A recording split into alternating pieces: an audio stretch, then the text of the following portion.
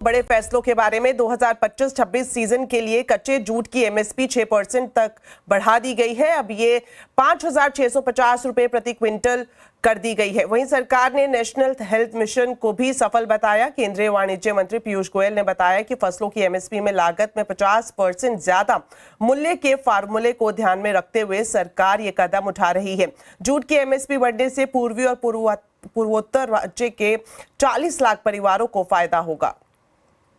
इस वर्ष 2025-26 के सीजन के लिए रॉ जूट की एमएसपी इसी आधार पर लगभग 6% बढ़ाई गई है।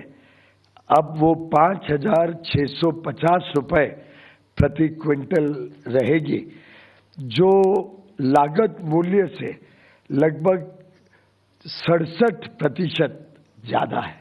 तो कैबिनेट ने आज जो बड़े फैसले लिए हैं उन्हें विस्तार से जानते हैं लक्ष्मण रॉय से, जो हमारे साथ इस वक्त सीधा जुड़ गए हैं। तो लक्ष्मण जी, आपसे जानना चाहेंगे कि आज जो कैबिनेट में दो बड़े फैसले लिए गए हैं उनकी डिटेल्स क्या हैं?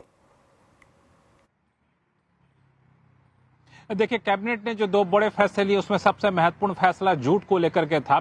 सरकार ने जूट की एमएसपी यानी मिनिमम सपोर्ट प्राइस बढ़ाने का फैसला लिया है। ये बढ़ोतरी करीब 6% की हुई है।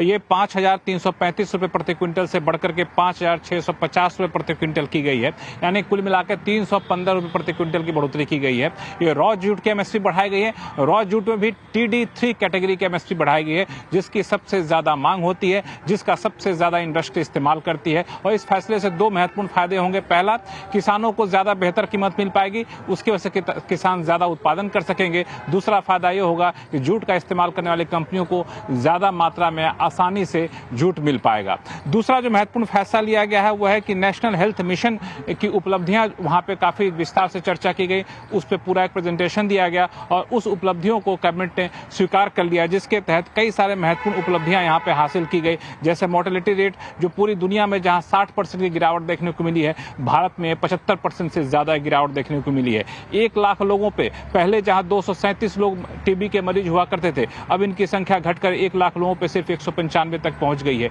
इसी तरह से आयुष्मान आरोग्य मंदिर सेंटर की संख्या 1.72 लाख तक पहुंच गई है। तो इस तरह कई सारी उपलब्धियां गिनाई गई और फिर यह तय किया गया कि आगे इस मिशन को और मजबूती से और ज्यादा व्यापक पैमाने पर लागू किया जाएगा। जी लक्ष्मण जी, आप हमारे साथ बने रहें। आपके पास एक बार फिर से वापस लौटेंगे बजट एक्सक्लूसिव खबर जो आपकी है उस पर जानकारी लेने के लिए। इस बीच आपको